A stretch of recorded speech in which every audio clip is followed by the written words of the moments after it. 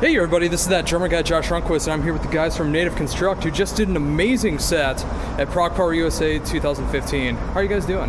Good, right? Awesome. Thank you very much. Yeah. Loving the festival. Well, awesome. I was so happy to see that you guys were going to be a part of the festival this year. This is my first year out here. Same.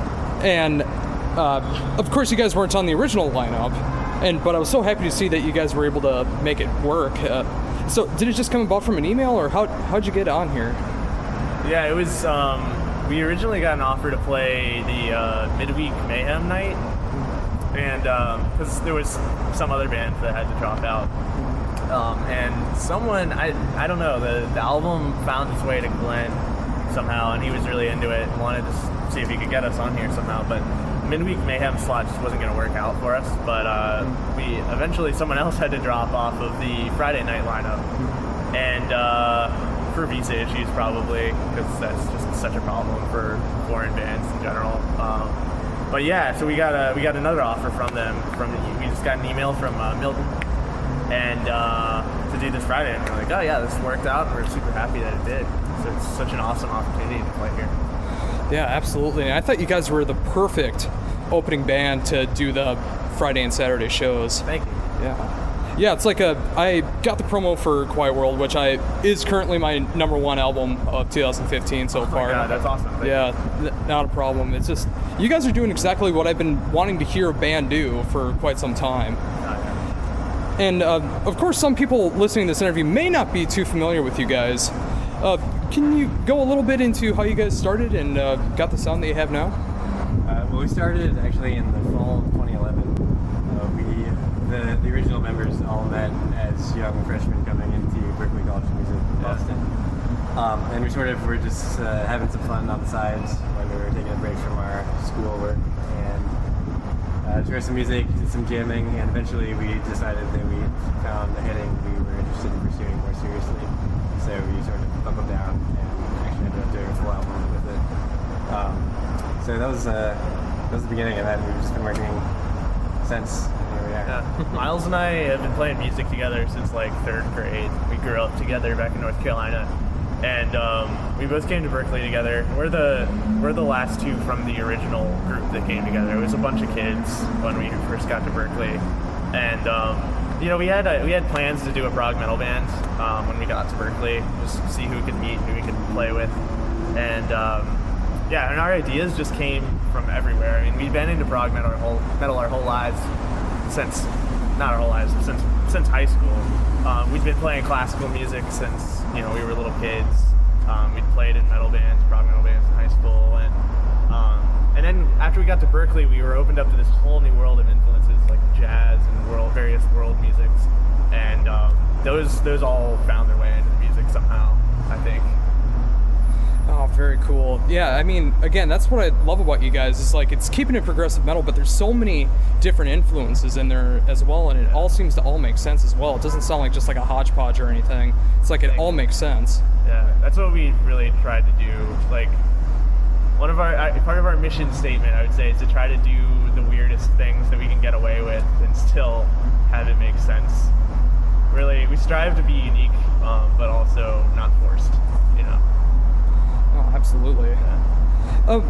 The more I listen to Quiet World, I'm not sure if it's just me, but is the album a concept album, or does it just have that feel to it? It's absolutely a concept album. Yeah, I was gonna say. There's pretty wild story involved. It's not one of those like clear cut like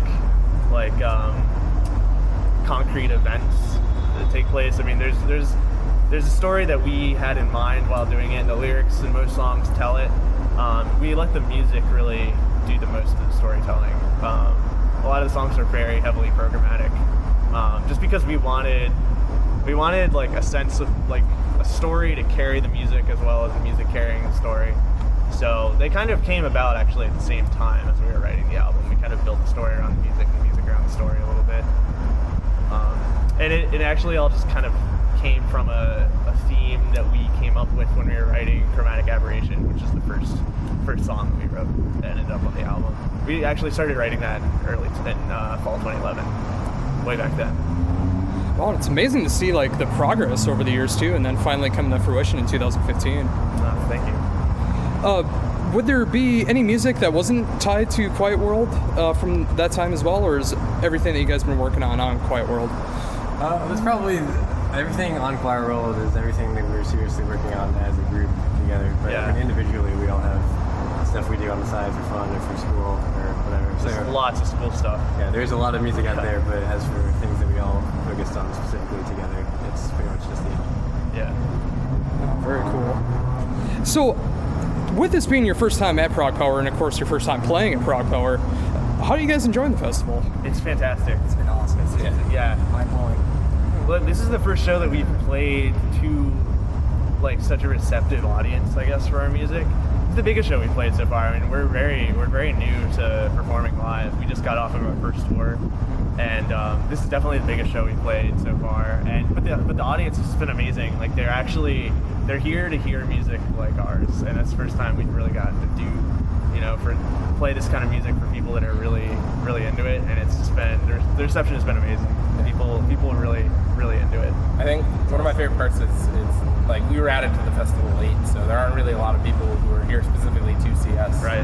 But we're still having a lot of people coming out being like, "Wow, your set was really great," and I went and bought your CD. People or even people that just went out and bought the CD before the set even happened because they're just here to find new music stuff. It's just a lot of really people really into the genre. Additionally, the crew at PRogPower has been amazing. Yeah. They took great care of us. We've never had that sort of treatment before. We're used to playing very small venues, so it was awesome. But they're also just the crew, you can tell they really like this kind of music. Like they're here because they're into prog metal and into this kind of music, and so they're just really enjoying what they do. And I think that really makes their job that much better for them and makes them do such a good job. And it's been awesome. Yeah, the festival's great. Yeah, very much so. I mean, that's what I love about PRogPower. I've been following it over the years, seeing all of these bands doing one-off appearances in the United States that you normally won't get to see anywhere else. And the smaller bands or the brand new bands that are just getting off and touring, making their first initial statement at PRogPower. And it seems like you guys are able to do that. And of course, in a couple months, you guys have an amazing tour coming up with Between the Buried and Me, Enslaved and Intronaut. How did that come about? Well, you can tell them. Well, we had some contact with Between the Buried and Me originally because we recorded part of Quiet World with Jamie King in Winston-Salem, North Carolina, and he works a lot with Between the Buried and Me. And in fact, the Tommy Rogers from Between the Buried and Me works with him at the studio as sort of a manager.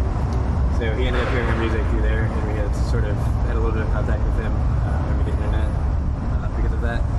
And so I guess they just had us in mind, and when they were setting up the lineup for the store, their management reached out to us, and we were able to make it work. So very fortunate. It's honestly the best possible tour we could ask for right now. It's gonna be great. And the guys in BTBAM have just been really supportive, and they really seem to enjoy the music.